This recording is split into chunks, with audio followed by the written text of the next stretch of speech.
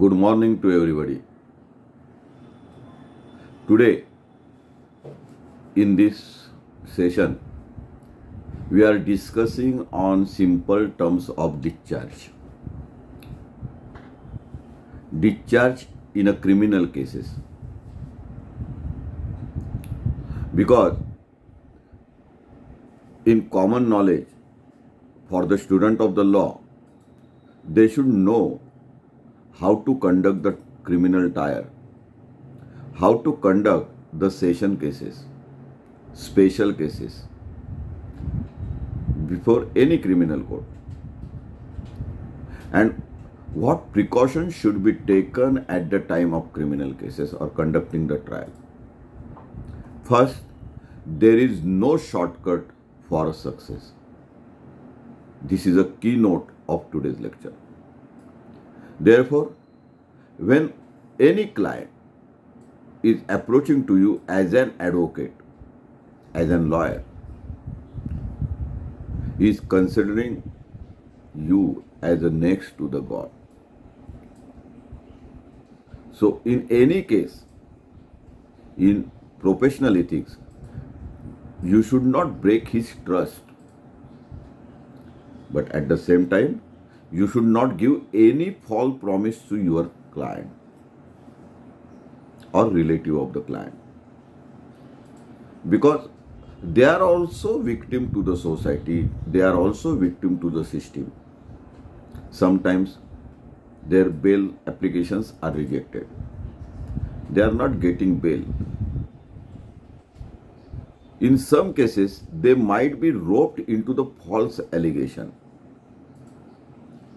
Some concoction is made against them. Might be, in some cases, there might be a criminal conspiracy against them due to political rivalry, due to family rivalry, or any social attitude. There is a mass tendency in the villages or in the society. They are, instead of one real culprit or actual accused, they are improving the story and roped relative of the accused or friends of the accused.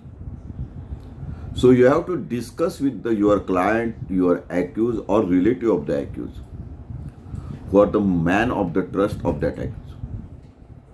And then you have to read each and every page of the charge sheet. Remember, charge sheet is not encyclopedia of real crime. Therefore, you have to consider the story given by accused or his relative, compare that story with the story of the investigation officer, compare the statements of the charge sheet incorporated in this charge sheet, and you have to conclude yourself. You have to come to the conclusion what should be the proper defense in this crime. Whether it should be total denial or it should be some acceptance of the facts and prove that the story of the prosecution is totally improbable or partly true, but your client is not involved in that crime. Don't consider about the story of burden of proof. For safer side, always consider that burden of proof is on your shoulder, that is on the accused shoulder, for defense taken by the accused.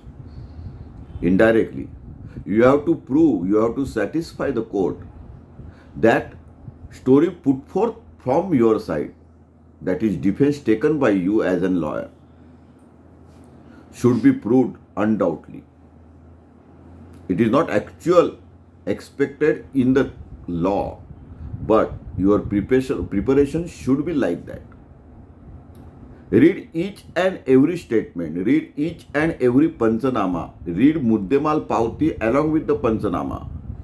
Consider everything about the time management, timetable of the investigation officer. If possible, take the notes, make the charts of Panchanama, make the charts of the statement, bifurcate it. Who are the interested witness, who are the relative witness, who are the punch witness, who are the police witnesses, who are the technical witness, who are the expert witnesses like doctor, CA and CDR. After this exercise, you will realize that there might be some mistakes in the hands of the investigation officer. Some Panchanamas are doubtful. Their time is overlapped or misplaced. Then you have to collect the evidence which is not produced in the charge sheet and produced in the court. For that, after filing the Wakalatnama with the permission of the Honorable Court, you have to take the search of original document filed in the court along with the charge sheet, the documents filed in the each and every bail application, and all reports including remand reports and other communication made to the court or other documents filed in the court. Take the note of that document. Then think twice whether this case is of discharge or not.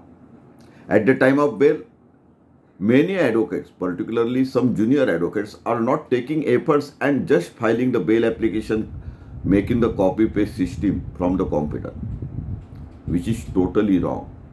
Your bail application should be very specific. Why you are asking bail? Why prosecution story is not digestible? What is the improbable story in the prosecution? And why your client is not guilty prima facie? Why there is no sufficient evidence and why he want to get bail? Same efforts are required before discharge.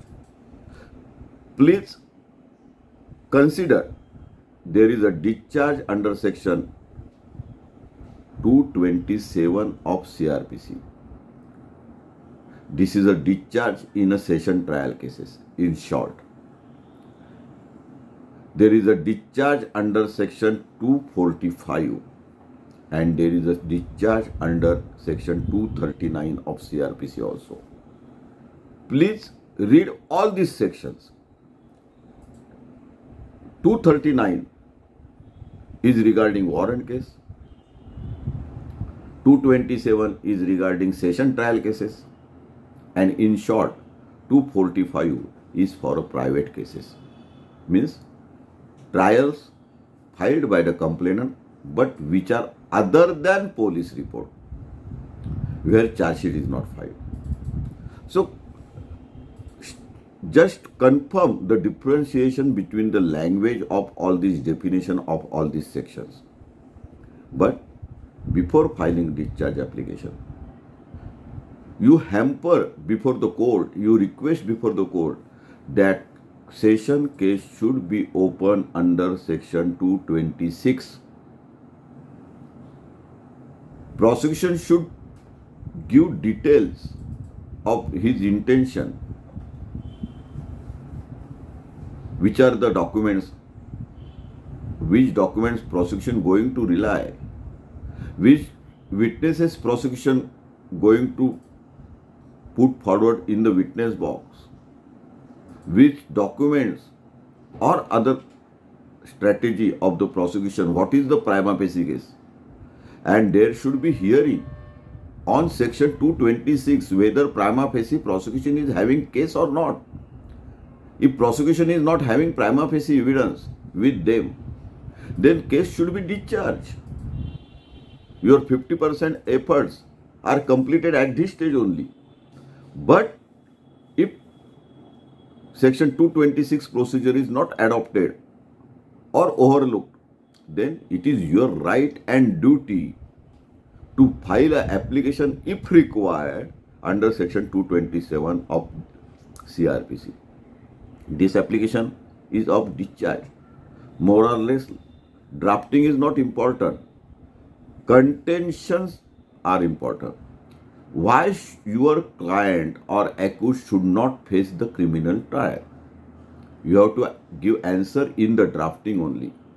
You have to give prima facie evidence by the way of drafting. See, many judges, as per the case law and as per the procedure, they will not allow you to file extra papers other than the charge sheet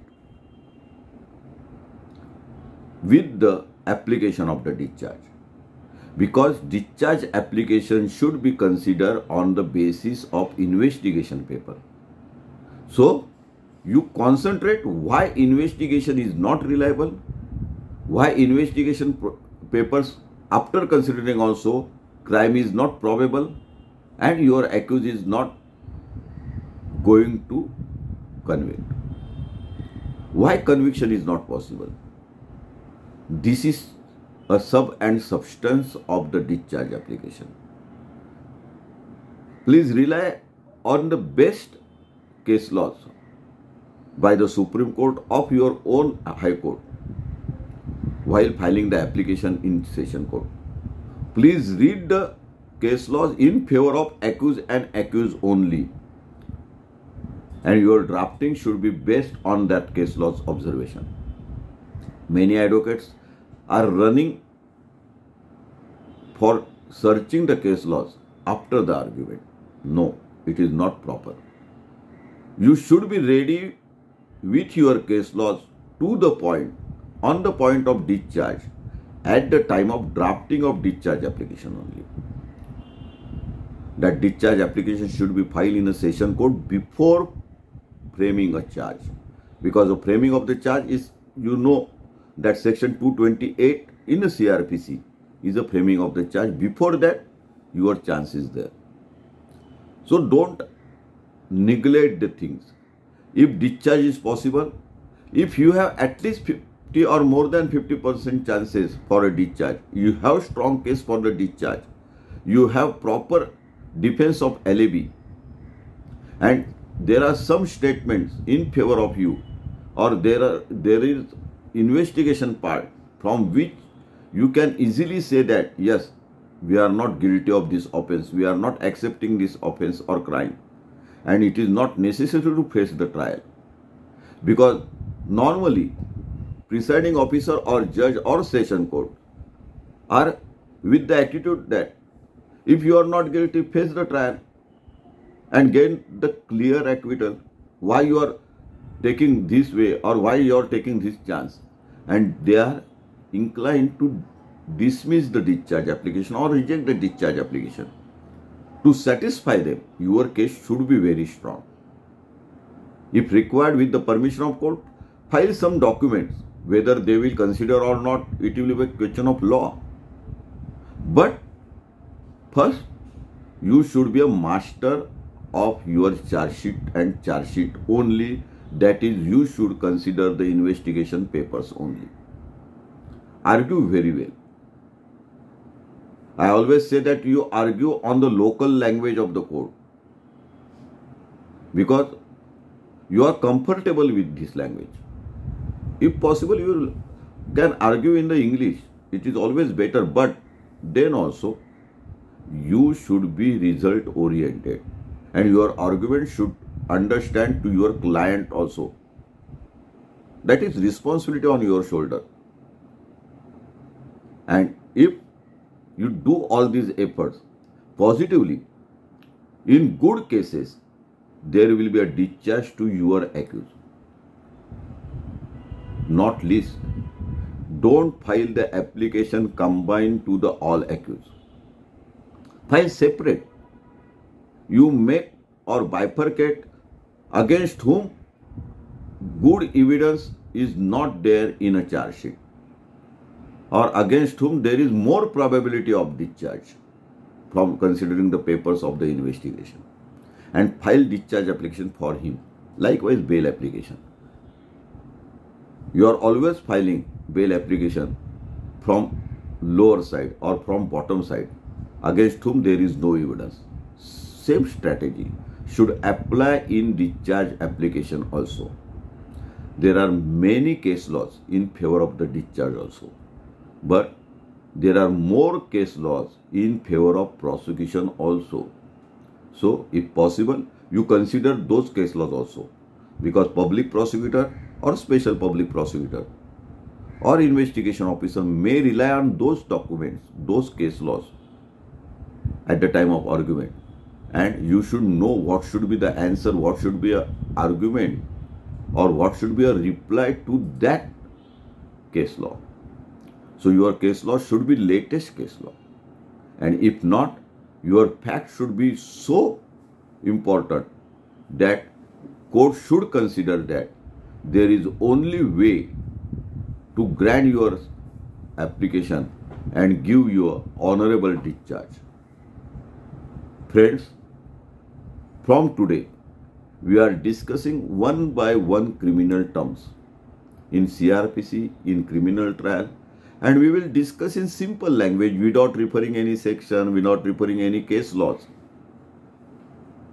to understand the law student what should be the practice in criminal court or in civil court. We are giving the name to this series, that is Courtaची पायरी. Please like this video, share it, and subscribe the channel Vilas Naik, because with the help of your subscription, we will improve our status, we will improve our lectures, and we will guide. Please comment nicely, give your instructions, ask your question, so that we will improve our system.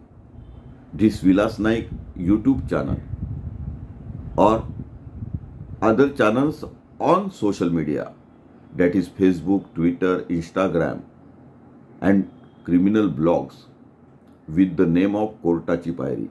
Please like it, share it, spread it for social reason, for other students like you. Thank you very much.